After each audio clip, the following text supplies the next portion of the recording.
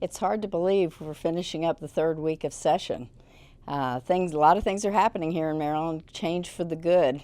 With the help of the legislature, our governor has reined in spending to the point where we actually have a small surplus. He's cut taxes, he's cut fees. He's also provided record investments in education, and he's moving Maryland in a really good direction, getting a handle on our debt and other things.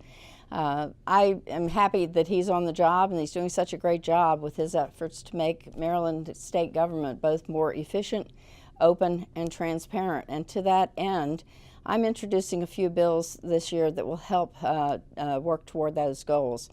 One bill is Senate Bill 290. It's a campaign loans bill. I had this bill in last year.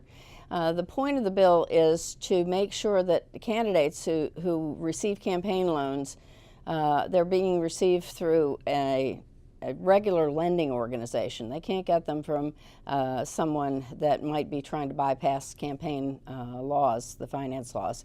So this would allow candidates to continue to loan money to their own campaign, and they could get loans from a bank. But loans such as some of the large loans that come from vested interests in state government would not be allowed.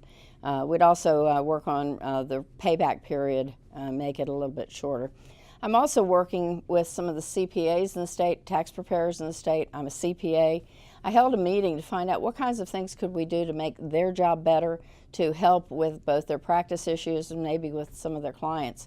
And a couple of issues came up regarding how things are handled. We took some to the comptroller, and he's working on this. They're more administrative. But I have two bills. One has to do with the interest on tax overpayment.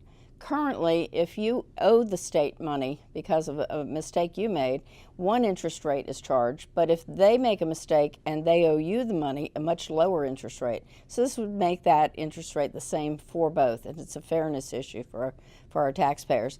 The other one is if you have an assessment on your taxes. Right now, there's only a 30-day time frame to turn it around and plead your case. So what we're looking to do is make it a 60-day time frame, give the taxpayers a chance to really pull their act together and make their case for why or why not a case may be. I'm always happy also to support good policies that increase transparency of government. To that end, I have two Open Meetings Acts. One requires any organization that's subject to the Open Meetings Act to prepare and have posted an agenda prior to the meeting so people know what they're going to be covering. The other one, again, to make sure we follow those Open Meetings Act laws, is increased training for people in the different agencies so they understand what the rules are and how to make sure they comply.